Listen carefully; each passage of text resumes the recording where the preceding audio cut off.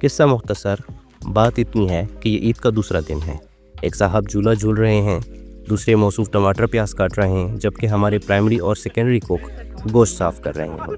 بس اتنا دیکھ کر ہی سب کو اندازہ تو ہو گیا ہوگا کہ ہم کیا کرنے والے ہیں۔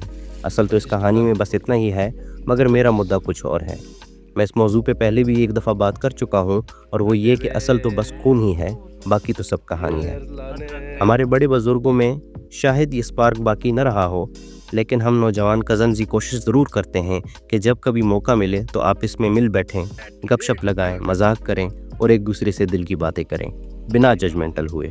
اور ہم عزیزوں کی یہی بات ہے کہ ہم ہر کسی کو، چاہے وہ جیسا بھی ہے، قبول کرتے ہیں۔